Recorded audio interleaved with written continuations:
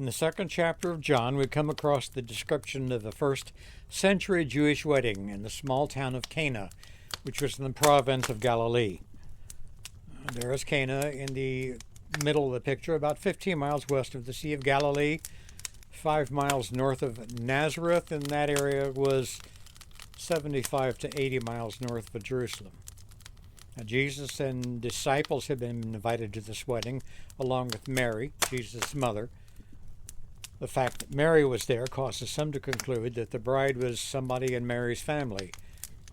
And weddings in those days were quite different from anything you or I have been to, where there might be a rehearsal dinner on the night before the actual wedding ceremony, and the next day a reception and cake cutting, etc., and then you'd go home. A Jewish wedding in that time, on the other hand, would last a full 7 days and be a community celebration, and Jewish weddings were held on the third day of the week, which we would call a Wednesday. It was an elaborate affair with a master of the banquet hired specifically to see that the needs of each and every guest were met. Probably looking nothing like Frank from the father of the bride.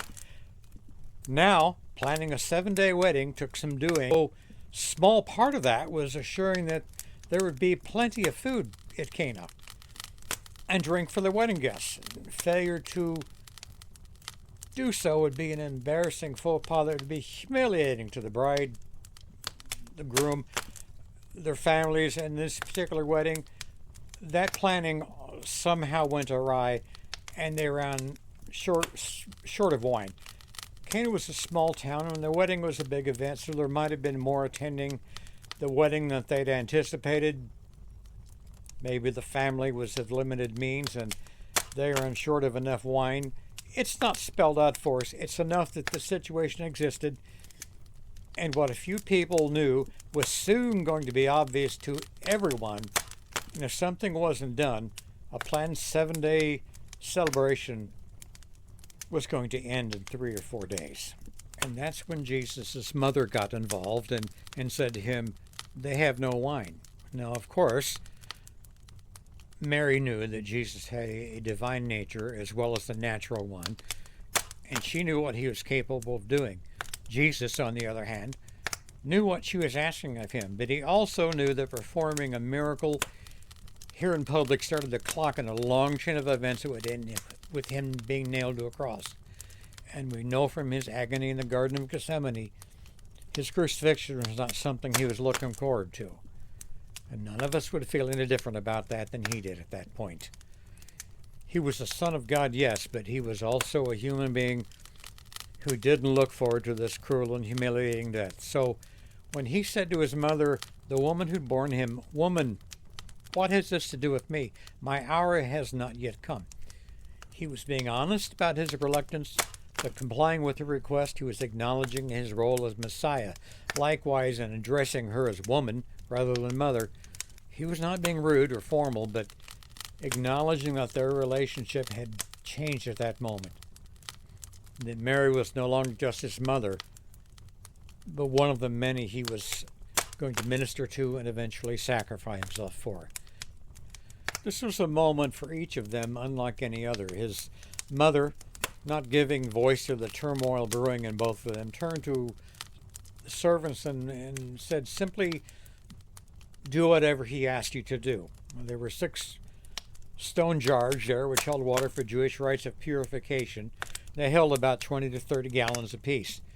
Jesus told the servants to top them off, to fill them to the brim with water, and next he told them to draw from one and take it to the master of the feast. And they did so.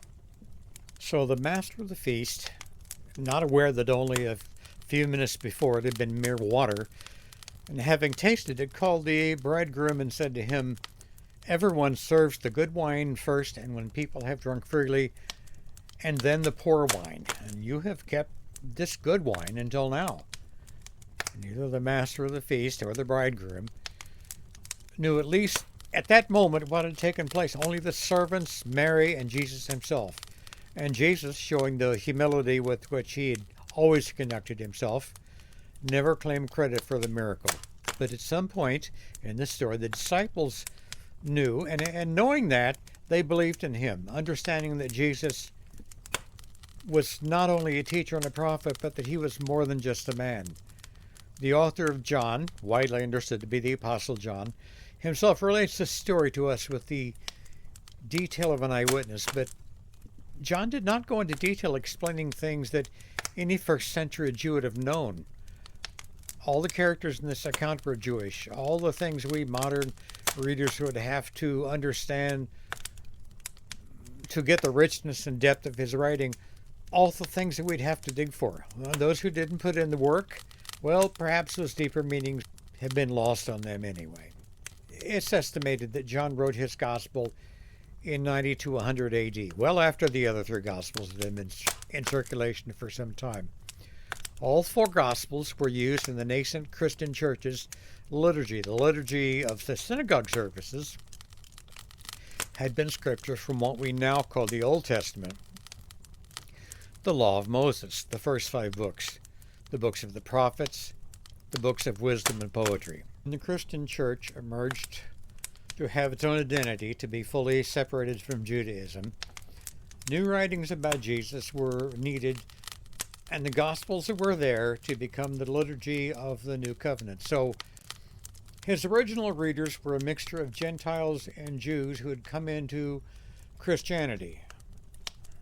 Original readers, did I say? Well, literacy rates were very low at that point in history, and most heard, not read, the parables and teachings of Jesus, read in their own religion, not just a clear and obvious meaning, but a deeper level as well, the literal and the symbolic. John could have, for example, explained how Jesus turning water into wine might have a parallel in the book of Exodus with Moses turning the water of the Nile into a river of blood, but the writer of the Gospel of Matthew had already presented Jesus as the new Moses. That connection had been made, and there was no reason for John to do it again. John had his own memories, his own perspective, his own voice. And if there's one concealed meaning we should take from this Jesus' first miracle, it's this. This was an act of creation. Wine was created where none existed before. This miracle is an act of creation, and Jesus reproduced that act of creation in the lives of his disciples. He took 12 very ordinary men and changed them into men who were anything but ordinary. 12 men who helped him change the world. And that work still continues with every person that is touched by him.